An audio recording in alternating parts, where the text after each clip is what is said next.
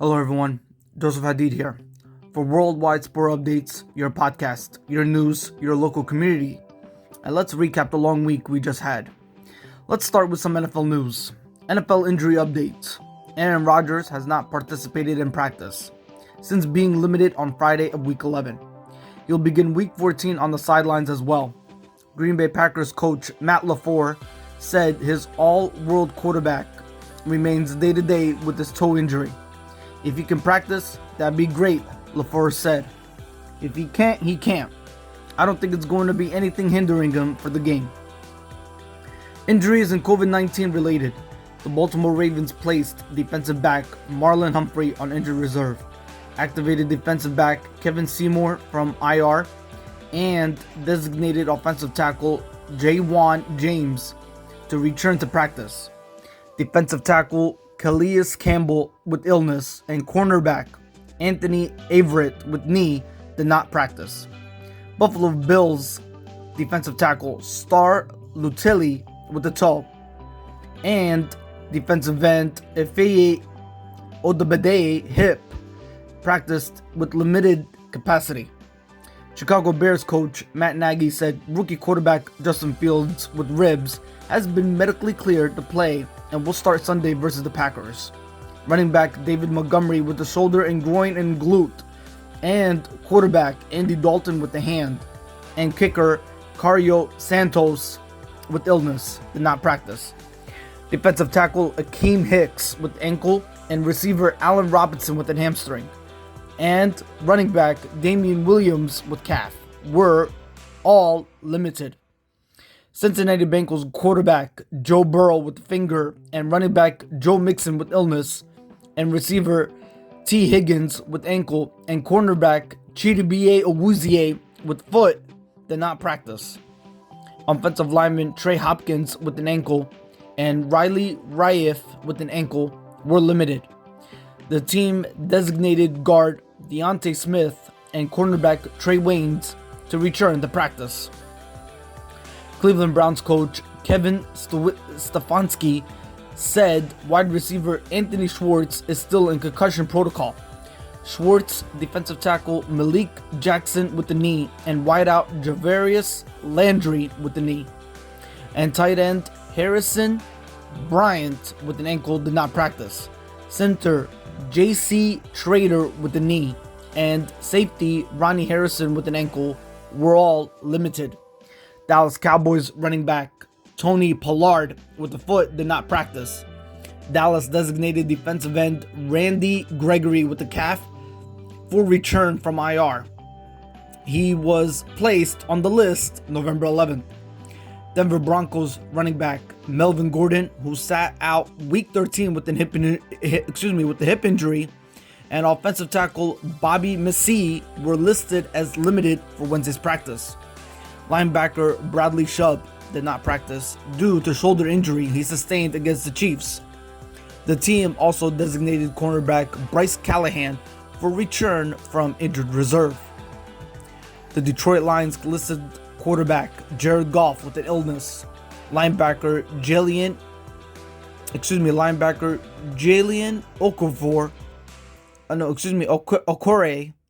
Okore, ankle, and running back DeAndre Swift with shoulder, and guard Halapafalefatia Vaitai illness as DNP on their estimated injury report.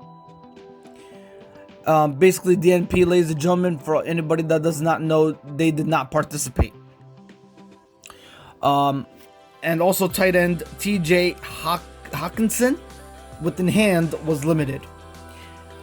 Houston Texans quarterback Tyrod Taylor left wrist was a full participant in Wednesday's practice. Jacksonville Jaguars defensive end Josh Allen with the shoulder and linebacker Miles Jack with the knee did not practice. Running back James Robinson with the knee knee and heel was limited. The Las Vegas Raiders officially placed running back Kenyon Drake with the broken ankle and linebacker Nick Kwiatkowski with an ankle on IR, and designated defensive tackle Darius Philon for return from IR. Tight end Darren Waller with the knee in the back missed practice and remains day-to-day. Defensive Carl Nassib with the knee, and linebacker Denzel Perryman with an ankle, and Patrick Onwasser with an hamstring also sat out. The Los Angeles Chargers placed receiver Mike Williams and cornerback Chris Harris on the reserve COVID-19 list, per NFL Network's Taylor Biscotti. The team activated defensive tackle Linval Joseph from the COVID list. Joseph, who is also dealing with a shoulder injury, practiced in a limited capacity along with running back Austin Eckler with an ankle, cornerback Asante Samuel Jr. with concussion, and center Corey Linsley with back. The Miami Dolphins officially placed running back Patrick Lillard with knee on injured reserve. It was reported on Monday that Lillard was headed for IR after sustaining an MCL sprain on Sunday. Minnesota Vikings running back Dalvin Cook's shoulder played on Thursday Night Football against the Pittsburgh Steelers, but also they were without wideout Adam Thielen, who was not a full go Thursday night against the against the Pittsburgh Steelers. New Orleans Saints running back Alvin Kamara knee, who missed 4 consecutive games, was a full participant in practice, as was quarterback Taysom Hill with finger. Both are on track to play Sunday. Right tackle Ryan Rimisick with the knee did not practice, while defensive Marcus Davenport shoulder and left tackle Terran Armstead with the knee were limited. The team also listed running back Mark Ingram on the reserve COVID-19 list and designated defensive back Chauncey Gardner-Johnson with foot for return from IR. New York Giants coach Joe Judge is optimistic quarterback Mike Gilligan will clear concussion protocol in time to start Sunday versus the Chargers. Glenn Glenn and receivers Kenny Galladay, ribs, and Cordeus Tommy oblique, and defensive back Andre Jackson with quad did not practice. Running back Saquon Barkley with an ankle, and quarterback Daniel Jones with neck, and wide receiver Sterling Shepard quad were limited. New York Jets defensive tackle Sheldon Rankings with the knee. Running back Tavon Coleman with concussion. Guard Larrett Donvery Tardif with an ankle, and receiver Elijah Moore with quad, and linebacker CJ Mosley back did not practice. Pittsburgh Steelers cornerback Joe Hayden with foot has been ruled out and was not in full participant for Thursday against the Minnesota Vikings. San Francisco 49ers coach Kyle Shanahan said running back Elijah Mitchell will miss practice because of the concussion he recently suffered, as well as knee irritation. Cornerback Emmanuel Mosley ankle, and wideout Deebo Samuel groin, and linebacker Dre Greenwald with the groin also won't practice. Though Shanahan is hopeful Samuel will return Thursday as he nurses a groin injury, linebacker Fred Warner, who missed Week 13, was a full participant. The team listed running back Jeff Wilson with knee as limited.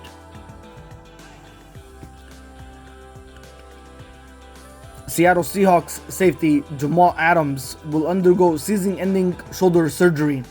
Rappaport reported receiver DK Metcalf foot and safety Quadre Diggs with calf did not practice.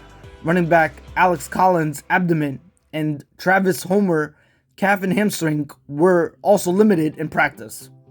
Tampa Bay Buccaneers cornerback Richard Sherman and wideout Justin Watson have been designated to return to practice. Tennessee Titans linebacker Harold Landry with the hamstring practiced in limited capacity. Cornerback Janarius Jenkins with an ankle did not practice. The Titans placed linebacker Jamal Carter on practice squad IR. Washington football team coach Ron Rivera said rookie linebacker Jamian Davis is in concussion protocol. Tight end Logan Thomas is out for the season after being placed on IR for the second time in 2021. Defensive end Montez Sweat will miss Sunday's game against the Cowboys after testing positive for COVID-19. Defensive tackle Jonathan Allen groin and wideout Curtis Samuel with the groin were limited in practice. Safety Landon Collins' foot and running back J.D. McKissick concussion were on the list of the not participate list. Now, let's explore some Major League Baseball news. Even though with the lockout going on right now, ladies and gentlemen, this stunning trade was an all-time heist. Yes, there are trades, and there are those trades that have gone down in history as the most lopsided we've ever seen. Deals in sports are always won or lost in a hindsight, but few have ever been as this impropertant in their results as the trade that sent slugging outfielder Frank Robinson from the Reds to the Oilers, dating back, ladies and gentlemen, to December 9th, 1965. Although it's been more than half a century since the transaction took place, it is no less stunning today than it was when it happened. Here's a breakdown of the who, the what, the when, the where, the why of one of the all-time heists in Major League Baseball history. The players.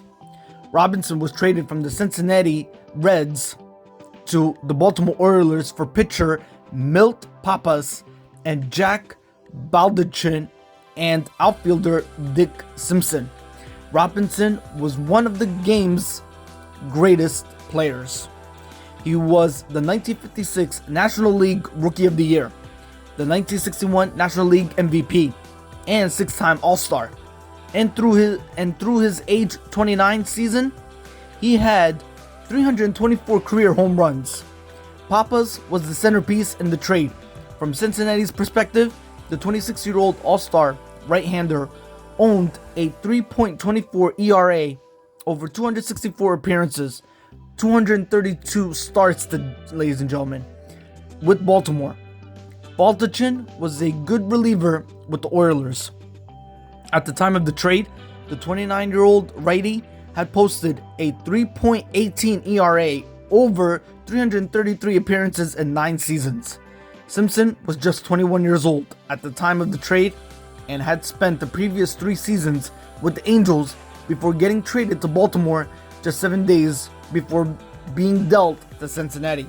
At that time, he had a career 1.76, 2.76, and 2.82 hitter in 35 major league games.